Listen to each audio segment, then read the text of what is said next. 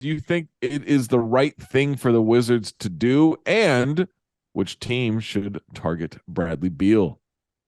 This was the right thing for the Wizards to do years ago. Yeah, we've been waiting for this, right? We've been waiting for both sides to be like, all right, let's get this shit going. Let's actually have a plan in Washington for not just how to be the 9th or 10th best team or 11th or 12th best team in the Eastern Conference, but to actually do something relevant in the future. And so it's good that they have new leadership. It's good that they seem to finally be considering this. His value is not super high, even though he's coming off a productive season when he was on the court. I don't know what they'll get. Honestly, it won't be like the Rudy Gobert package, even though he might make more of a difference than Rudy Gobert will over the course of his contract. Miami needs to go get him. Miami is a great fit for him.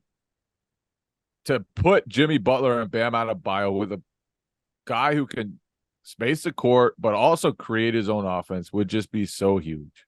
It's one thing to have Gabe Vincent, Caleb Martin, guys who are capable of doing some stuff. It's quite another to have an all-NBA caliber player who can drive your offense, who can let Jimmy Butler rest a little bit, who can just carry you for stretches. They needed that. Their offense in that Denver series, I think they had 96 points, just eclipsed 96 points just once in the entire series. The win.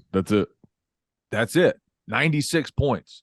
And part of that was it was a super slow pace, but they needed to play at a super slow pace because they could not score with Denver. And they need somebody, whether it's Bradley Beal or some other great perimeter creator, to just liven things up a little bit. They're close. They're super close. They've made the finals 2 times in the last 4 seasons, but they need someone to get them over that hump. And I think Beal could potentially do it. Can I throw 2 dark horse teams in there that he won't go there because there's no trade clause? I would like to see Indiana go for it. I think Beal would help them. I think Tyrese is mature enough to massage that and get that to work quicker than I guess maybe people are fearful that Beal falls off. But I like that team. I think they're close. And then Memphis. Can Memphis? Oh yeah, Memphis would be a great fit. I think Memphis would be great.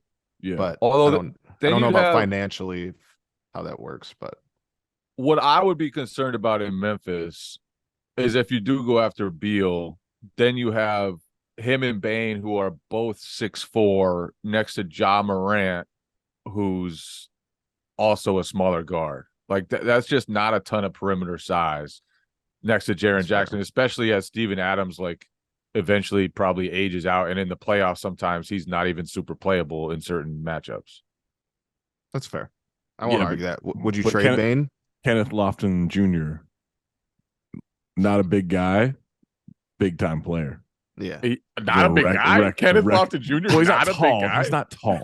He's the first time anyone has ever said that. Tiny Kenneth Lofton Jr. He's a 6'1.5" power forward. No, he's like 6'7", right? 6'7", maybe 6'8", 6'8" on a good day. Yeah, that's generous. I see. He's just not. There's not a lot of length there. Eric Name of The Athletic, who covers the Milwaukee Bucks, he tried to break down what a trade would look like for the Bucks, and you have to essentially give up Middleton, which means he would have to opt in for his player option, and then be willing to. He would have to do it knowing he's being moved to Washington, or you trade Drew Holiday. I just don't know if those are good deals for the Bucks. I would trade Middleton, not Drew. Yeah, I mean Middleton, especially we'll see if he would do it. Yeah, but that could be. I don't know, man.